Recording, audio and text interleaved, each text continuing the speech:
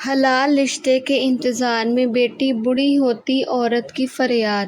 میری عمر اس وقت 35 سال ہے۔ میری ابھی تک شادی نہیں ہوئی کیونکہ ہمارے خاندان کی رسم ہے کہ خاندان سے باہر رشتہ کرنا نیچ حرکت ہے۔ خاندان کے بڑے بوڑھے جب آپس میں بیٹھتے ہیں تو بڑے فخریہ انداز سے کہتے ہیں کہ 7 پیشوں سے اب تک ہم نے کبھی خاندان سے باہر رشتہ نہیں کیا۔ عمر کی 35ویں سال میں پہنچی ہوں، اب تک میرے لیے خاندان سے کوئی رشتہ نہیں آیا، جبکہ غیر خاندانوں سے کئی ایک رشتے آئے، لیکن مجال ہے کہ میرے والدین یا بھائیوں نے کسی سے بھی ہاں کیا اور میرے دلی جذبات کبھی اس حد تک چلے جاتے ہیں کہ میں راتوں میں چیخ چیخ کر آسمان سر پر اٹھاؤں، ڈارے مار مار کر والدین سے کہوں کہ میرا گزارا نہیں ہو رہا، خدارا میری شادی کر دیں، گرچہ کسی کالے کٹوتے چور سے ہی صحیح، لیکن حیا اور شرم کی وجہ چپ ہو جاتی ہے۔ میں اندر سے گھٹ گھٹ کر ایک زندہ لاش بن گئی ہوں۔ شادی بیاہ تقریبات میں جب اپنی ہمچیلیوں کو ان کے شوہروں کے ساتھ ہنستے مسکراتے دیکھتی ہوں تو دل سے دردوں کی ٹھیس اٹھتی ہے۔ یا خدا، ایسے پڑھے لکھے جاہل ماں باپ کسی کو نہ دینا جو اپنی خاندان کے ریت و رسم کو نبھا کر اپنی بچیوں کی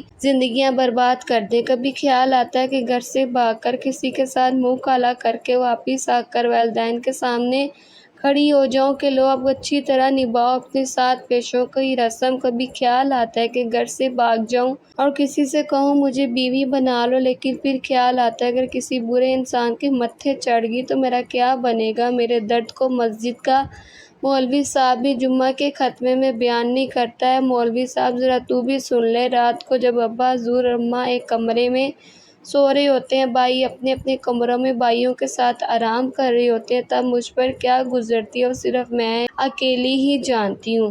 اے حاکم وقت، تو بھی سن لے۔ فاروق اعظم کے زمانے میں رات کے وقت جب ایک عورت نے درد کے ساتھ یہ اشعار پڑھے جن کا مفہوم یہ تھا، اگر خدا کا ڈر اور قیامت میں حساب دینے کا ڈر نہ ہوتا تو آج رات اس چارپائی کے کونے میں ہلچل ہوتی، مطلب میں کسی کے ساتھ کچھ کر رہی ہوتی۔ فاروق اعظم نے جب اشعار سنے تو تڑپ اٹھے اور ہر شوہر کے نام حاکم نامہ جاری کیا کہ کوئی بھی شوہر اپنی بیوی سے 3 مہینے سے زیادہ دور نہ رہے۔ حاکم وقت، اے میرے ابا حضور، اے میرے ملک کے مفتی اعظم، اے میرے محلے کی مسجد کے امام صاحب، اے میرے شہر کے پیر صاحب، میں کس کے ہاتھوں اپنا لہو تلاش کروں؟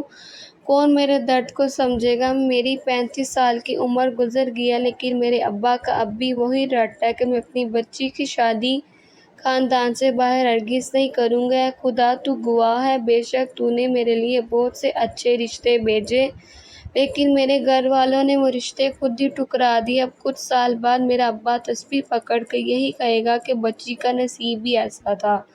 اے لوگ، مجھے بتاؤ، کوئی شخص تیار کھانا نہ کھائے اور بولے تقدیر میں ایسا تھا تو وہ پاگل ہے یا عقل مند؟ اللہ پاک نوالے منہ میں ڈلوائے، کیا یوں ہی اس مثال کو سامنے رکھ کر سوچے کہ میرے اور میرے جیسی کئی اوروں کے لیے اللہ نے اچھے رشتے بھیجے لیکن والدین یا بعض نے خود ہی ٹھکرا دیے۔ اب کہتے پھرتے ہیں کہ جی نصیب ہی میں کچھ ایسا تھا۔